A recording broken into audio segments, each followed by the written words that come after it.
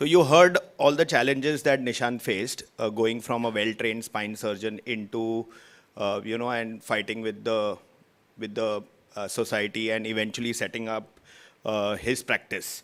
Uh, where I come in is we also face these challenges. And after studying through these challenges, we decided there's a good way by which we can beat it. And that is by setting up a group practice in spine. And that's what I'm going to talk to you about.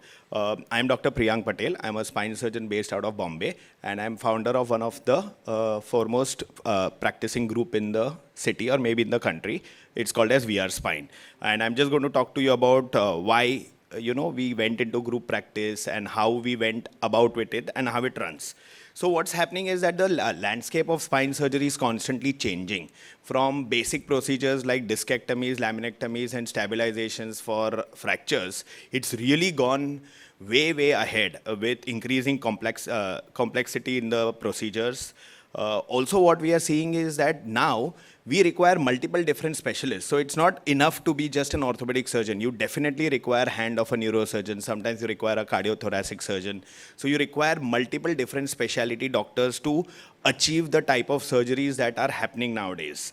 The other things that is happening is that patients are getting more aware about the complications. They are not ready to take up risks, and they want the highest level of safety and standard of care. And there's always that cost constraint.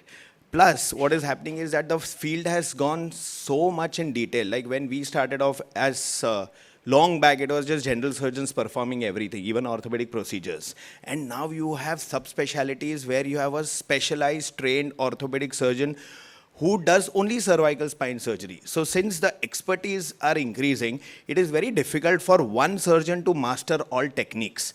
And there is where you have the group practice coming in and where there are so many benefits.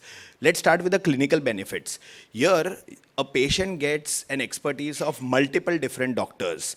And let's say there is a particular doctor in a field, in your group, who is subspecialized in a particular technique. Let's say we have a CV junction surgery and then we have a doctor who's specialized in doing these CV junction surgery. It is better for your patient. They get the best services. Although if you're not trained in it, but your colleague is trained in it, he still gets the benefit of the other doctor. So that's like a big plus. The other thing is that I'm sure a lot of people over here are coming from different parts of town, like Nishant. I would like ask him, is it possible to do like a very bad cervical decompression surgery yesterday and leave everything and come today? It's difficult. And even if that happens, he will constantly be in stress about what's happening with the patient. Is there any hematoma? All of these problems. So that again is a big benefit that you have, because then you have your partner taking care of your patient when you're going away. So these are few clinical benefits that you have. Then of course there are operational advantages. You can share rents, you can share resources, you can share secretaries, you can share fellows, OT assistants, scrub nurses. You can invest in a lot of instruments and share amongst them. It's very difficult for one doctor to stand up and say that I'm going to buy a robo. But imagine if 10 of us get together and decide that, okay, let's invest and buy a robo, then it might not be that difficult. So these are operational advantages that you get in a group practice. Then comes professional developments. For example, I love tumors. When I started off my practice, I decided that I wanted to do spine tumors. Practically, all of you know, it is impossible to practice as a spine tumor surgeon in our country unless I've got a support of my group. So now we have got 7-8 spine surgeons working together, and since they know that I love tumors so much, they have given me that sabbatical where I've gone to multiple places and excelled in that. And when we have a case in our group, whoever is the primary doctor, I'm involved in that case. So it also helps build up my own subspecialty. So these are definitely the advantages that we experience as a group practitioner. And at the end of the day, the financial strength. You have to always understand what is happening, especially in Tier 1 and Tier 2 city, is the nursing homes are dying. The era of doctors ruling the business is going away. Corporates are taking over, MBAs are taking over, and they are, arm twisting you into operating for lesser and lesser amount. But if you have a big group with a big patient base and then you sit in front of a hospital, you definitely get financial benefits, much more than what you would get when you negotiate as a single doctor. Like, I think our affiliations might be the least in the city, because we just go there and we say we have this many doctors coming in with this much work, so you have to work with our, with our figures. And that is probably the biggest plus of being in a group practice. Now, what does group practice actually mean?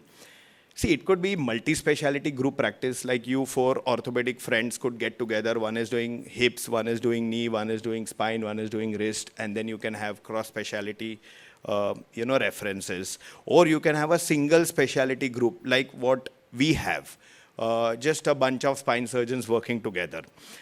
It could be a horizontal or it could be a vertical model. Now, horizontal models are where you are just surgeons working together in a unit. Consider like a unit in a private hospital or a government hospital, or what we are doing. Or it could be vertical model where you have integrated everything, where you have spine surgeons, you have the radiologists, the pathologists, the rehab people, everybody integrated together, making it a virtual model. And of course, the group practice that we are talking about technically has been existent for a long time. And that are the medical college units. So you've got orthopedic units in almost all medical colleges. And if you look at it, KEM works like a group practice. You've got a spine unit, you've got a trauma unit, you've got a joint replacement unit. The only thing is now it's coming into the private sector. So essentially, group practice can start with just two people. The idea is that they should have different skill set and they should work towards the same goal with the same purpose that benefits each other. Usually, the team pyramid consists of the top level, the founders, and then you have got first level associates, second level associates, and you've got the support staff. So it starts off by the founders having a team philosophy, which is carried over by the first level and second level associates, where they do troubleshooting, they share your stresses, the surgical responsibilities are shared. And then, of course, you've got your the staff who works for you. So you've got your OT nurse, you've got your scrub nurse, the technicians, etc. The important each and every part of that group practice is important. So you should have a team leader, a unit chief who has that quality of a vision, a wisdom, who's been there, seen everything, and is able to impart the knowledge. And very important is a giver. You don't want a team leader who wants everything for himself. So that quality should be with your team leader. They usually set the unit philosophy and are very, very useful in complex cases for second opinions and everything. Important thing here is hierarchy is important. So if you have a team leader who's respected by everyone, usually there are no major issues in the group. Then you have got your level 1 consultants, and these are the guys who are there, who have finished their training, who are into practice. They are the ones who are really driving the group. They are running around, they are doing the work, and they are developing new skills, and they are keeping everyone together. So it's like the yin for your yang, your co-consultant. He reduces your work by 50%. He's always got your back when you are in trouble. Then the very, very important part is that you have to trust your co-consultant, because he's going to be he's like your wife. So you cannot not trust your co-consultant. And then you have the level 2s, which are the associates. They are actually the main link in the pyramid. They are the ones who link the top brass with the staff. And they are the ones who do the groundwork, the basic work. And now there is actually two types of philosophies which are there in the corporate world. There's something called as top-down, and there is something called as bottom-up.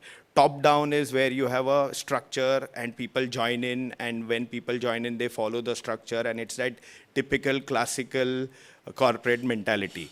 And then you have something called as the bottom-up concept, which is what we follow, which is what a lot of startups also follow, wherein the bottom level people, the guys who are really working, set the protocols, and the top level guys are just supervising everything, and they actually step in only and only when there are some problems for troubleshooting.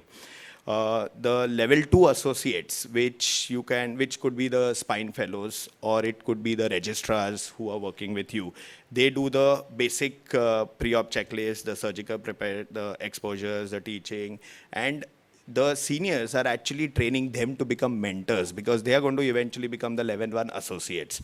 So that's how the functions go. And these level 2 associates eventually are going to become level 1 associates and spread across, and they are going to be your representatives across the country. So this is where we've been following this in the Spine Foundation for the past 20 years, where Dr. Bhojraj started the Spine Foundation, and then all of his fellows who eventually became consultants are there across the country and are still a part of Spine Foundation, and they are actually instrumental in getting the reach of the Spine Foundation in all the tribal areas in their respective states. So that's why it is very important to groom your juniors into becoming seniors in the future.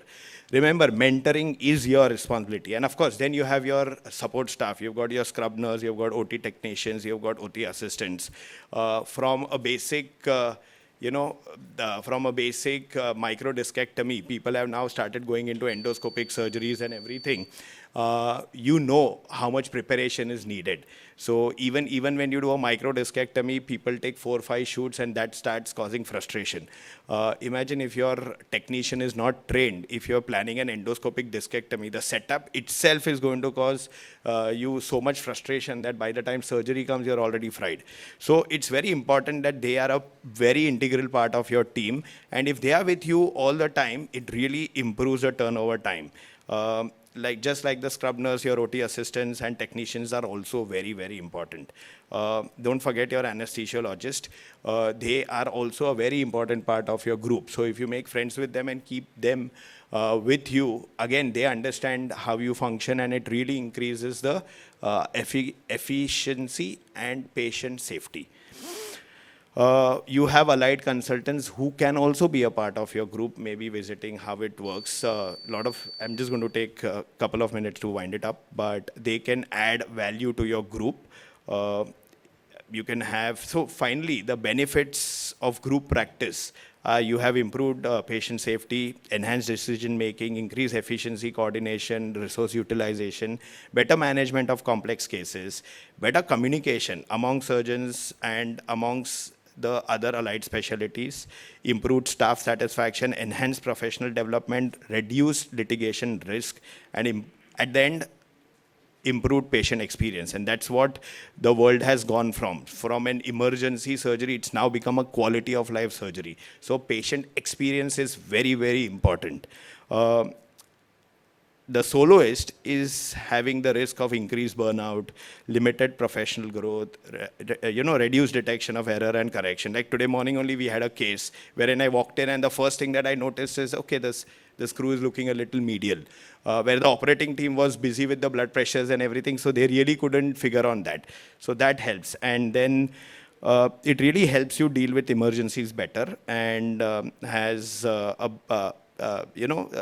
if it's in a group, whereas a soloist like Nishant, if he has an emergency in Nasik, in Ranchi, he'll have to take a flight back. There's no other way. And there are a few negative impacts on patient outcomes. So in this era of complex surgeries and higher demands of patients, soloists can get caught out. So orthopedic surgery is a team sport, and build dream teams to improve outcomes. Thank you for a patient hearing.